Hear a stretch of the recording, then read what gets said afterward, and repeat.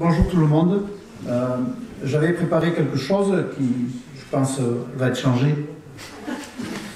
Moi, je vais parler au nom de toutes les fermes d'accueil. Je crois que j'ai discuté avant avec d'autres éleveurs. On a eu à peu près la même réflexion. Et moi, je tiens à cœur à remercier l'OABA. Parce que je suis éleveur. Parce que l'OABA m'a permis un jour de faire de l'éleveur sans produire, de faire autre chose. Et travailler pour l'OABA, c'est gratifiant et valorisant pour nous. Et c'est aussi rompre d'une certaine manière un isolement et de la solitude. Voilà, je commençais à travailler il y a 10 ans et j'ai la chance, entre guillemets, d'assister à ces saisies sur les exploitations en difficulté et sur des animaux comme ceux que vient de raconter Max. J'ai vu Frédéric à l'œuvre.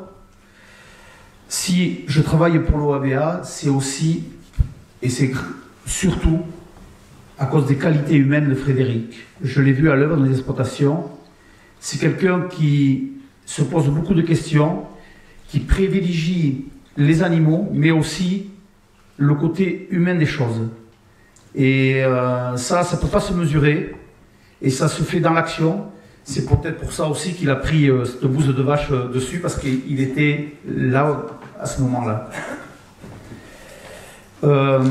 Intervenir sur des animaux récupérés, mon intervention devait être basée là-dessus. Oui, c'est difficile parce que c'est 15 jours de combat pour la vie et pour les animaux. À la descente du camion, c'est vrai qu'on est averti quelques jours auparavant, il faut se préparer et il faut peut-être un savoir-faire. Et le savoir-faire, désolé, mais le mien, il est comme ça. Quand le camion est parti, il faut prendre possession des animaux. Il faut faire en sorte, avec tout le travail des vétérinaires, bien sûr, tout le protocole sanitaire, on ne va pas l'évoquer, c'est des traitements antiparasitaires, c'est du fourrage grossier donné, parce qu'on récupère des animaux faibles avec du fourrage grossier, il faut y aller progressivement. Il faut éviter les chocs alimentaires. Bon, tout ça, c'est notre boulot. Là aussi, il faut remercier Frédéric. Frédéric est joignable 24 heures sur 24. Le dimanche, après-midi, n'importe quand. Vous avez un problème, vous appelez Frédéric. Frédéric, en un coup de téléphone, résout énormément de problèmes. Je n'avais pas prévu d'intervenir comme ça, mais l'OABA, c'est aussi quoi? Pour récupérer un gros troupeau en 2017 sur le département des Pyrénées-Atlantiques, on avait loué un bâtiment d'élevage. Pour vous donner un exemple, ces animaux qui sont descendus du camion ne savaient pas, il y avait de l'eau en abondance sur des buvettes, c'est un terme technique, mais les animaux doivent pousser une pale mécanique pour faire arriver l'eau. Les animaux ne savaient pas boire. Ils ne savaient pas boire, il y avait de l'eau à profusion, mais ils ne pouvaient pas boire. Ils ne savaient pas le faire. Et cet apprentissage demande plusieurs heures, voire plusieurs jours aux animaux. Impossible. Donc il faut réagir très vite, il faut mettre des bacs, il faut trouver des solutions à l'instant présent. Voilà, c'est ça le sauvetage des animaux aussi. Donc il faut un bâtiment très conforme. Moi, ça fait 10 ans que je travaille à l'OABA, je vais essayer d'aller vite. Et en 2019, j'ai eu la possibilité d'acquérir un gros bâtiment moderne qui était susceptible, pour travailler pour l'OABA. Et là, j'ai eu un soutien instantané de l'OABA et on a donc équipé un bâtiment. C'est aussi ça l'OABA. On a équipé un bâtiment pour le sauvetage des animaux. Mais le projet allait au-delà. L'OABA, c'est aussi pour m'aider dans mes fonctions de sauvetage des animaux. J'ai rencontré un jeune migrant que j'ai embauché, Hervé, jeune Camerounais, qui est arrivé par la nage. Et ce jeune Camerounais partage mon quotidien depuis 1 an et demi. C'est aussi ça, les fermes du bonheur. C'est sauver des animaux, mais il y a le côté humain. Et ce jeune Camerounais travaille donc avec moi. On a obtenu les papiers. Il est en train de passer son permis de conduire. Je ne sais pas si demain il sera toujours avec moi, mais on l'aura accompagné et on aura fait une action dans ce sens-là. Cet investissement à Bardos, avec l'OABA, et grâce à l'OABA, c'est aussi un projet photovoltaïque. Tout le monde parle du changement climatique, on va essayer d'y faire quelque chose. On a le projet donc d'installer, c'est déjà signé, des panneaux solaires sur ce bâtiment-là.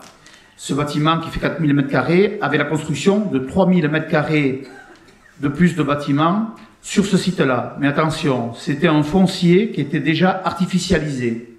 C'est-à-dire que ce foncier était déjà construit en béton et était inutilisé. C'est un ancien gag laitier qui a fait faillite. Voilà. Donc ce foncier va être équipé de panneaux solaires. Et comme ce bâtiment est assez bien placé au niveau des réseaux routiers, on est dans le projet de faire une station-service pour voitures électriques. C'est aussi ça l'OABA pour moi. Tout ça, je voudrais vous remercier. Je suis un peu ému parce que moi, ça fait 10 ans que je connais Frédéric. Ça fait 10 ans que je partage les difficultés et les joies. Aujourd'hui, pour moi, c'était une joie de venir. Je ne suis pas du tout solidaire avec l'action des éleveurs, certes. Je suis éleveur moi-même, hein. Je peux comprendre le désarroi des éleveurs. C'est un désarroi économique, c'est difficile. Mais sachez que ce qu'a fait l'OABA et ce que fait l'OABA pour nous, ferme d'accueil, et ce que fait l'OABA pour les animaux, c'est émouvant pour moi et je vous remercie tous de votre engagement dans cette association. Sachez aussi que je rebondis un peu sur madame, j'ai oublié votre fonction, mais je crois que c'est sur les vétérinaires. Sachez que quand il y a des saisies, les choses sont en amont, elles sont expliquées aux éleveurs. C'est-à-dire que l'éleveur, il est averti, il est suivi pendant plusieurs années, plusieurs mois, et les saisies qui sont dures, et ce que nous reprochait ces gens-là, elles sont inévitables. Et c'est souvent un bien pour l'éleveur. Même s'il ne le perçoit pas comme ça, certes, mais c'est souvent un bien, à 90 ou 95% des cas. C'est de trouver une solution. Et les pouvoirs publics, il y a beaucoup de désarroi. Hein. C'est grâce à Frédéric qui va sur le terrain que les choses bougent. Hein. Parce qu'autrement, c'est pas évident. Hein. Là, vous avez eu des gens, mais il n'y avait pas... c'est pas des gens qui étaient concernés directement par ces saisies-là. Mais c'est toute une autre histoire quand il y a des saisies. Hein. Et Frédéric est tout le temps sur le terrain, c'est toujours le premier. Voilà. Je ne sais pas si je me suis bien exprimé. Moi, je voulais vous dire merci au nom de toutes les fermes d'accueil et du maillage du territoire français. Je crois qu'on pense à la même chose. Et sachez aussi que l'activité de l'OABA, c'est une activité qui nous a permis encore d'être éleveurs aujourd'hui, à moi, et d'avoir des projets d'avenir pour nos jeunes et pour les générations futures. Voilà. Merci.